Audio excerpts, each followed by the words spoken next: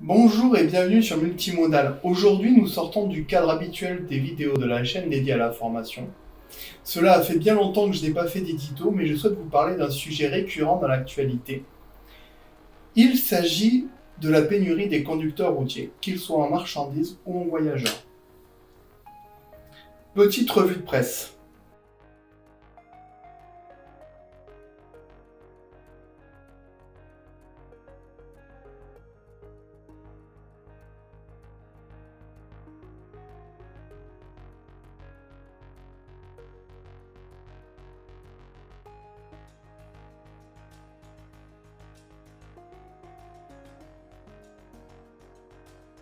C'est un métier qui n'attire plus du tout. Celui de chauffeur routier, la crise du Covid a laissé des traces, comme dans le secteur de la restauration. C'est un métier pénible, mal payé. Aujourd'hui, les organisations professionnelles estiment qu'entre 40 000 et 50 000 postes sont à pourvoir en France. Pour Thierry Douin de la SFTC Transport, il faut mieux rémunérer les chauffeurs pour préserver le métier.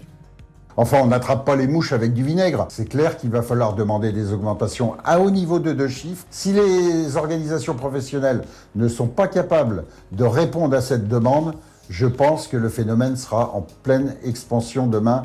Il y aura une pénurie, mais alors qui sera d'une ampleur catastrophique. Les gens quitteront ce métier. Donc, il manque environ 50 000 conducteurs routiers. Cette pénurie est récurrente et le transport peine à recruter des bras. La machine à formation est également grippée faute de candidats au cerceau.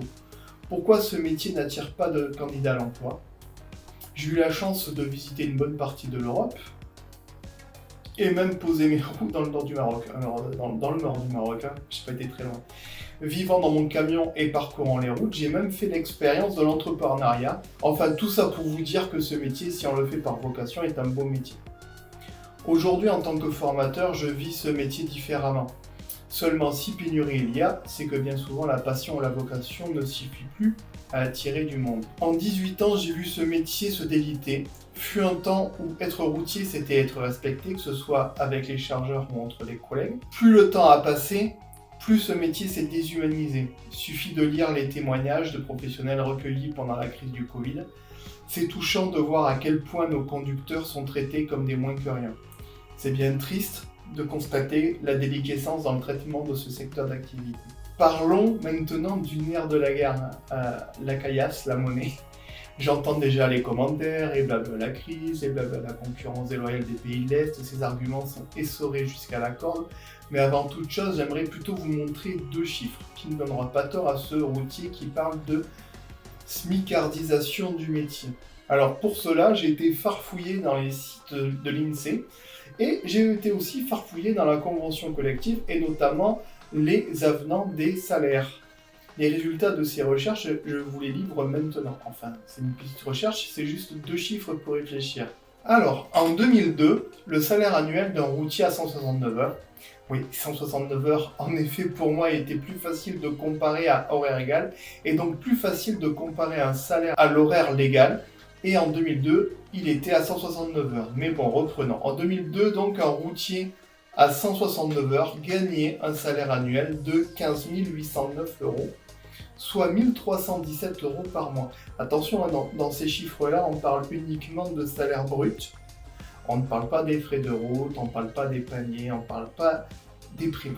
On prend vraiment la base, le salaire brut, parce qu'on ne peut comparer que ce qui est comparable.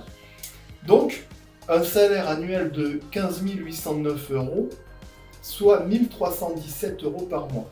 Un ouvrier au SMIC touche chez lui 13 851 euros par an, soit 1154 euros par mois. Une règle de 3 nous donne un gap de 14%. Donc il y avait 14% de différence entre le salaire du routier et une personne qui était au SMIC. Alors maintenant, on va avancer dans le temps. On va aller 18 ans plus tard, en 2020. Un routier à 152 heures. Bah oui, entre-temps, nous sommes passés aux 35 heures. Touche, lui, 19 665 euros par an, soit un salaire mensuel de 1638 euros. Une personne au SMIC, elle va gagner 18 655 euros par an, soit 1554 euros par mois. La différence, elle n'est plus que de 5%. Et oui, 5%. 5% de différence pour subir les aléas de la route, les dépassements d'horaires, assumer les responsabilités des manquements à la RSE. D'ailleurs, je le dis souvent à mes stagiaires, que quand on se fait contrôler, eh bien, c'est notre portefeuille qui trinque. Voilà, donc ce sont des manquements à la RSE. Le traitement indigne chez certains chargeurs, vous l'avez vu cet été, ou l'été dernier pendant le confinement, les zones de fret inaccessibles, les machines à café à utilisation discriminante entre les chauffeurs routiers et le personnel, même les sanitaires, etc. etc. Je veux bien croire que tout ceci ne soit pas très motivant. Ajoutez à cela une culpabilisation quasi permanente. On l'a tous entendu, les routiers sont dangereux, la pollution, et vous mettez le doigt sur la morosité que subit ce secteur d'activité. Mais pourtant, vous voyez, j'y suis, le robinet de la formation est grand ouvert, mais les stages peinent à recruter des volontaires. Et même si nous amenons les stagiaires à la réussite quand même, c'est-à-dire avec un permis et un diplôme, combien sont encore dans le métier 6 mois ou 1 an après avoir effectué cette formation ? En microéconomie, l'offre et la demande est un modèle économique de détermination des prix dans un marché.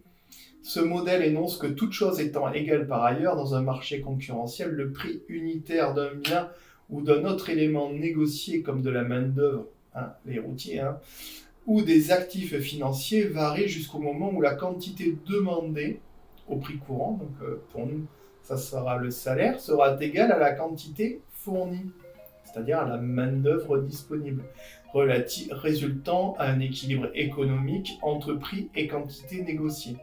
On parle de la loi de l'offre et de la demande depuis bien longtemps. Un certain Antoine-Augustin Cournot, tiens, il y aura sa photo qui apparaîtra ici, a même créé la fameuse courbe que nous connaissons tous avec l'offre et la demande qui se croisent. Alors, si on veut résorber une partie de cette pénurie, donc le défaut d'offre de conducteurs routiers, il faudra trouver un prix du travail en adéquation avec la demande.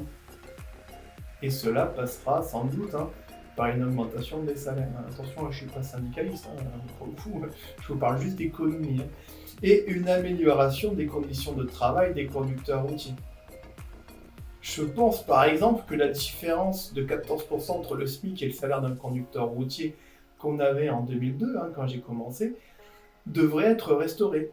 Il faudrait aussi, par exemple, que le législateur impose aux entreprises recevant des véhicules lourds l'obligation de proposer des services minimums. Je pense par exemple à des sanitaires, à des douches, que, je vais en parler tout à l'heure, les machines à café ne soient plus discriminantes entre personnel et routier. Et enfin, j'arrêterai là-dessus, quoi de plus gratifiant que de voir chacune des heures effectuées payées ? Oui, je ne suis pas né de la dernière pluie, je sais que tourner le bouton du chronotachygraphe est une pratique courante et de nombreux conducteurs routiers ne sont finalement payés que sur leurs heures de conduite. Ils ne chargent jamais, ils ne remplissent jamais leur réservoir de carburant, ils ne lavent jamais leur véhicule. Je ne vais pas faire l'hypocrite devant vous, je vous regarde dans les yeux, je regarde aussi mon texte. Moi aussi j'en ai fait partie. Mais je vous parle d'une époque où la rémunération suivait les efforts fournis. Je vous parle, j'ai eu cette chance de ne pas trop me sentir floué dans mon travail, encore je dis pas trop. Cependant, aujourd'hui, d'après les témoignages que j'entends, j'ai l'impression que des transporteurs dispensent comme discours que l'utilisation du marteau ou du carré barré tue à petit feu leur entreprise. Les conducteurs n'ont pas apporté tout le poids des charges sociales qui pèsent sur les entreprises. Ça, c'est un autre débat. Mais ils ne doivent pas être culpabilisés sur le fait d'être en travail ou en carré barré quand ils ont besoin, ou quand la réglementation l'impose. Je vais conclure. Si un jour on veut enrayer cette pénurie, il faudra vraiment mettre l'accent sur la revalorisation de ce métier. Dans le cas présent, l'offre et la demande est en défaveur de ce secteur. Enfin, j'aimerais beaucoup que vous donniez votre avis, vos témoignages sur cette vidéo, vos expériences, ce que vous pensez de la situation, que vous soyez conducteur ou apprenti. Cela sera intéressant à lire parce que moi je vous donne mon avis, hein, ça n'est qui tout, ça n'engage en rien ce que je fais. Je vous invite enfin aussi à partager cette vidéo autour de vous et à laisser un petit pouce bleu bien utile pour le référencement de cette vidéo. Et c'est là, et je vais vous dire à très bientôt sur Multimodal pour d'autres vidéos axées formation. Allez, ciao, à bientôt.